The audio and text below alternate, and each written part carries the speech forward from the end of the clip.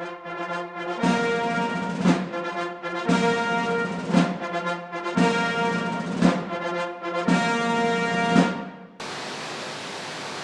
left hand on the Bible and raise your right hand and repeat after me. I, Jimmy Carter, do solemnly swear. I, Jimmy Carter, do solemnly swear. That I will faithfully execute the office of President of the United States. That I will faithfully execute the office of President of the United States. And will, to the best of my ability, preserve, protect, and defend the Constitution of the United States. So help me God. Election after election, America votes in Democrats or Republicans. Clearly, each party has its different views and what they stand for. Democrats are known for their liberal views, while Republicans are known for their conservative views. If both parties are supposedly so different, why is it that no matter what the party, our country continues to suffer?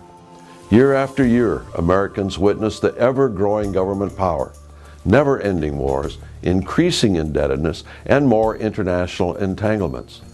So who are these political parties and what are they doing to America? For most of the 20th century, the term liberal could be given to anyone who wanted an array of government programs at home, more spending and more red ink, and the international entanglements in the foreign policy area. For many years, the term conservative could rightly be applied to those who wanted government power limited, fiscal responsibility, and national independence. Conservatives always stressed adherence to the U.S. Constitution, but not anymore. Today, we not only have liberals and conservatives, but those who can be labeled as NeoConservatives or Neocons. Neocons are liberals who defected from the Democratic Party and set up shop in the Republican Party. These individuals may sound conservative, but do not support the conservative views with their votes. For example, Neocon politicians talk about balancing the budget, but do nothing except create more deficits. Instead of cutting spending, they support things that are continually increasing federal spending, which in turn is crippling our economy. Neocons also support an internationalist foreign policy. This includes supporting the United Nations, being part of preemptive wars, as well as ratifying international treaties and joining many organizations that America should not be a part of. When looking at the Republican Party, many can separate the true conservative from a neocon by watching how they vote, particularly on topics like the Patriot Act, the Federal Reserve, welfare, immigration, foreign policy, and much more. Neoconservatives will be easier to recognize when you have a better understanding of who they are, what their motivation is, and some of the history behind this movement. Irving Kristol, the man who happily accepted the title of Godfather of Neoconservatism, wrote NeoConservatism, the autobiography of an idea.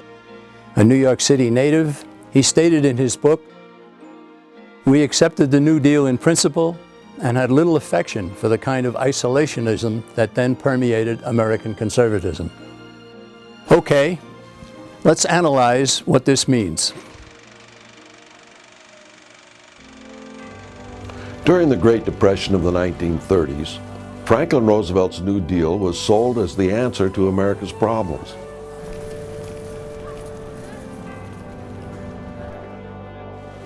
The New Deal brought about the creation of an array of government departments, bureaus, and agencies. Many politicians at the time accepted the New Deal, but failed to realize the amount of government control that came with it.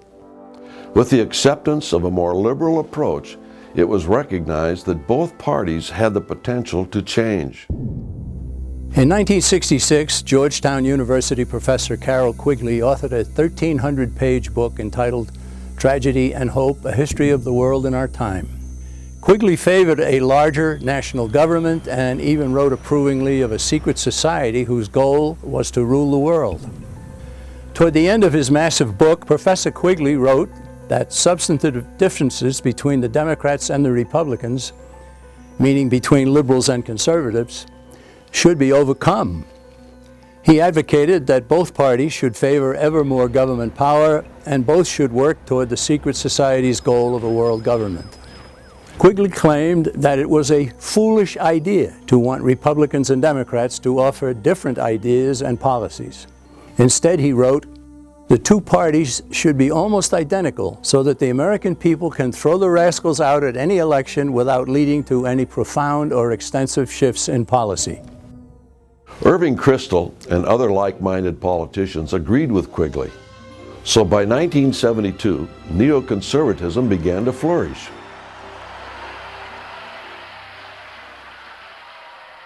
During that year, many Democrats became discouraged with decisions within their party, as well as their choice for George McGovern for president. With seeing the direction their party was moving, they felt that their only option was to move to the Republican Party. Kristol explained what happened. In 1972, the nomination of George McGovern, an isolationist and a candidate of the New Left, signified that the Democratic Party was not hospitable to any degree of neoconservatism. Only a few of us drew the obvious conclusion that we would have to try and find a home in the Republican Party, which had always been an alien entity so far as we were concerned. But with every passing year, our numbers grew. They didn't change what they stood for when they moved into the Republican Party. They began to change the Republican Party. It was the Republican leadership that altered its policies and in the process became more like liberal Democrats. They had adopted the NeoConservative Perspective. Individuals with the Neocon perspective have often been said to be supporters of Leon Trotsky. A good example of this was Irving Kristol. He stated, "I regard myself lucky to have been a young Trotskyite, and I have not one single bitter memory." Trotskyite? Who is Trotsky? And what effect has he had on neoconservatives? Leon Trotsky was Vladimir Lenin's partner when the two seized control of Russia in 1917. It was these two criminals who fastened communism on that unhappy land and created a reign of terror that murdered millions of innocent people. Lenin died in 1924, and Trotsky then became the partner of Joseph Stalin. Terror and murder continued, even grew. But Trotsky and Stalin had some serious differences that led to Trotsky having to flee Russia in 1927. Though they disagreed on how to enslave mankind, neither Trotsky nor Stalin ever abandoned the goal of creating a communist-led world government. In 1995, Foreign Affairs published a review by John B. Judas. He stated, "The other important influence on neoconservatives was the legacy of Trotskyism. In the framework of international communism, the Trotskyites were rabid internationalists rather than realists and nationalists."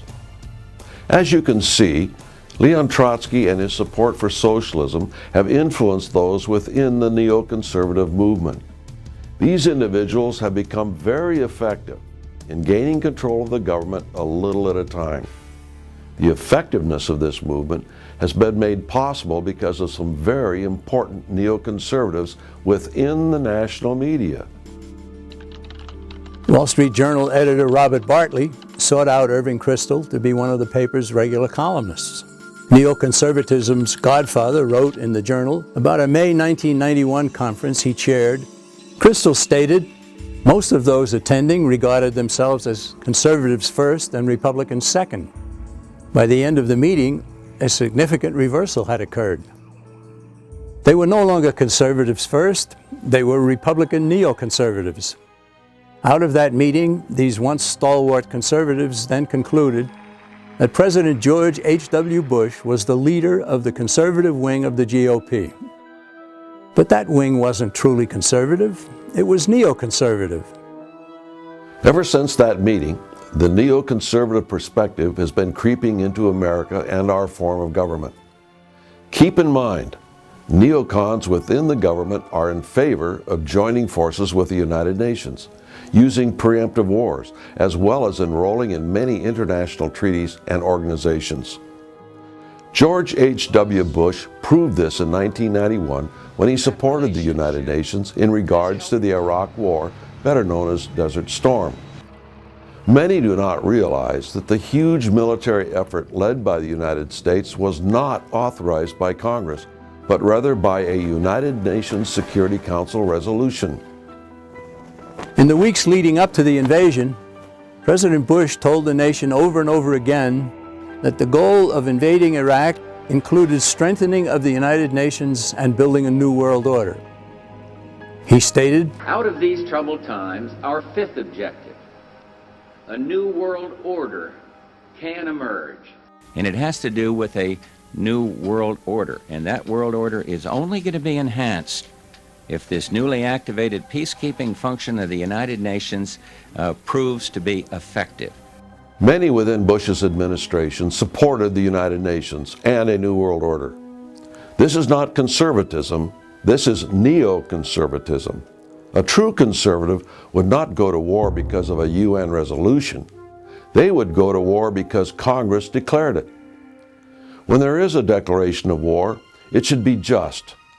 War should not be used as a weapon for personal gain. America's forefathers were not in favor of war, but did believe in fighting for the defense of our nation, property, and the people. neoconservatives love war. They have put aside the principles that define a just war, which include 1. Defensive war alone is legitimate. An offensive war is not legitimate. 2. War must be declared by the proper authority. The U.S. Constitution grants power only to Congress to take our nation to war. 3. War has to be fought for a proper cause with the right intention. 4. War should be waged as a last resort after all else has failed. 5. War should have a limited and unchanging objective. 6. Only proportionate means must be employed. No unlimited warfare. Unconditional surrender should not be demanded. And 7. Non-combatants must have immunity. Throughout history, there have been very few just wars. Most wars cannot be termed just. A majority of the wars in the past century can be labeled as preemptive. Preemptive war is a type of war that is oftentimes seen as an act of aggression, not defense. It is a type of war that is started without being attacked, or without certain expectations of being attacked.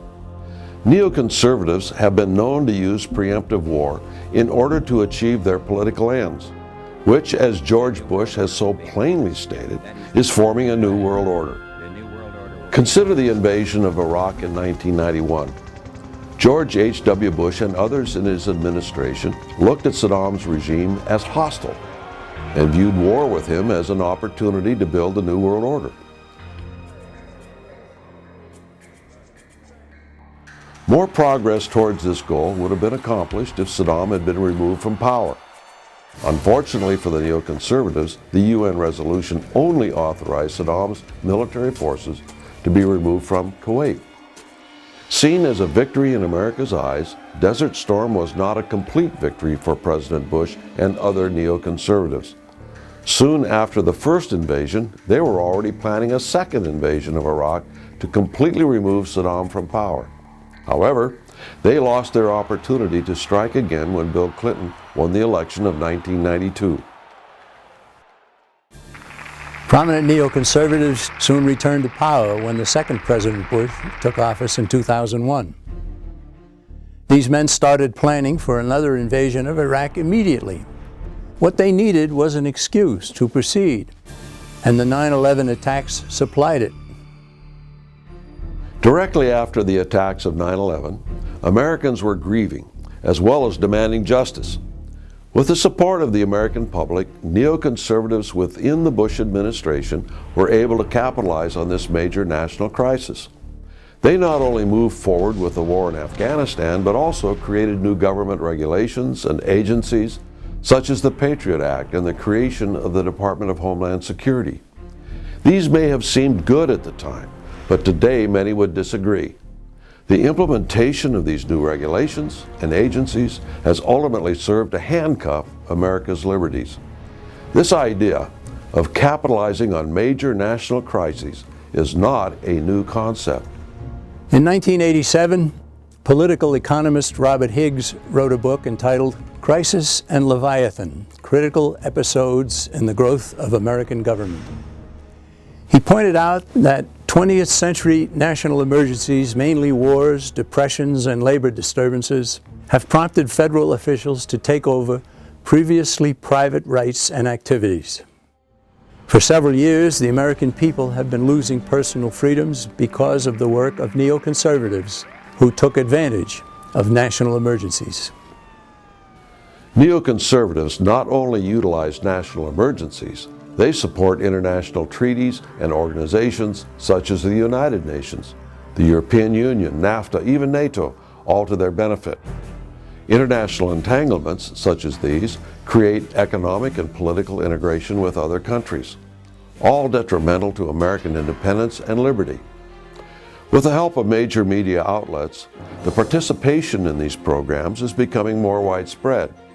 This allows the idea of a new world order to become more of a reality.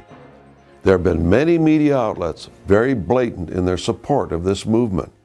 Returning to the Wall Street Journal's editor, Robert Bartley, we see that he later threw his newspaper's support behind U.S. entry into NAFTA, the North American Free Trade Agreement that has cost so many Americans their jobs. But he went further than backing NAFTA when he wrote in July 2001, Mexican President Vicente Fox suggests that NAFTA should evolve into something like the European Union with open borders.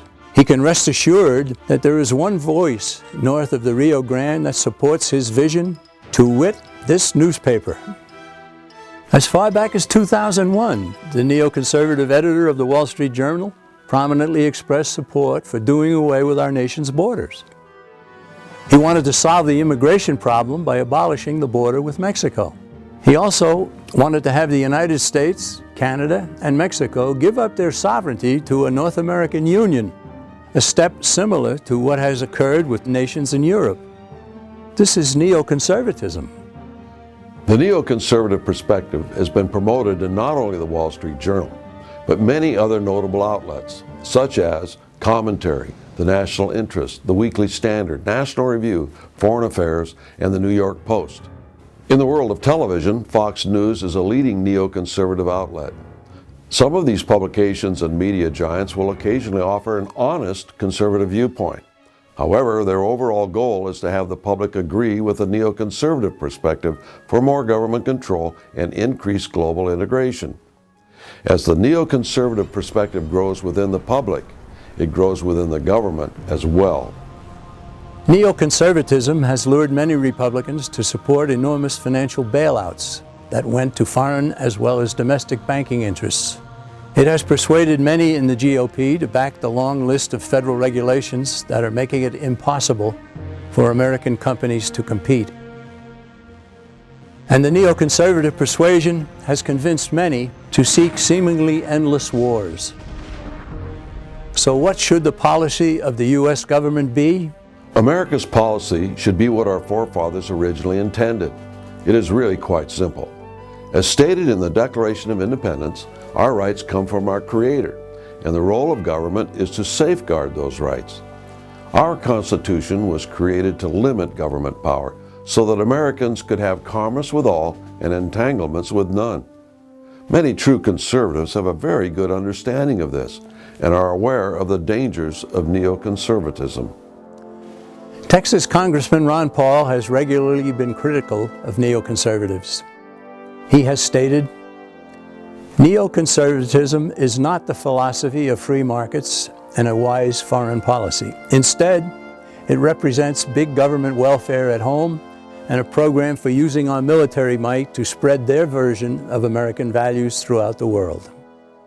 A friend of the John Birch Society, Ron Paul, has stated, "The John Birch Society is a great patriotic organization featuring an educational program solidly based on constitutional principles." Okay, what does the John Birch Society recommend? We recommend a return to constitutional principles. We in the John Birch Society are not liberals, conservatives, or neoconservatives. We are constitutionalists. As such, we believe all Americans should have a better understanding of the Constitution and the principles behind it. We believe citizens should hold their politicians accountable. Being accountable means when someone takes the oath of office, they should not only understand the Constitution, but also strictly adhere to its principles as originally intended. The The John Birch Society offers rock-solid information, but the Society is also an action organization that has a nationwide network of doers. Organization is the key. When the neoconservatives sought to deliver our nation into a sovereignty-destroying North American Union, our society alerted members across the country, and they went to work alerting others about this threat. The neoconservative plan fizzled. Who else can do that? The society also encourages concentration of effort. We don't want to see good people going off in 40 or 50 different directions. Nobody will get very far if their efforts aren't concentrated. We offer solid information, 5 decades of experience, a sorely needed national organization, and a plan for reversing America's downward slide. There isn't any other group providing all of that, which is why I recommend the John Birch Society. We at the John Birch Society believe in America and the wisdom of the Constitution. We know the Constitution needs to be restored in order to reduce the size of our growing government. Many Americans today believe that our country is deteriorating, but they do nothing. They feel that the problem is too large for them to solve, but it isn't. The fight for freedom has been going on for centuries. How is it any less important today than it was back then? Our country's founders gave us the best system of government ever devised by man. We became the beacon of liberty to the world, attracting men and women from all over the world. Our country became the world's superpower because we have the freedom to invent, build, and keep the fruits of our labor. This has changed to a great extent. However, this does not mean that we cannot restore these principles in government and once again become a shining light to the world. Now is your chance to make a difference. Use our Education Action Program to educate yourself and others. Together, we will build a solid base of constitutionally minded citizens. Then, we as Americans will elect constitutional legislators at the local, state, and federal levels of our government. Join with us in preserving our freedom and building a better tomorrow. Together, we can save our great nation. Thank you, and God bless America.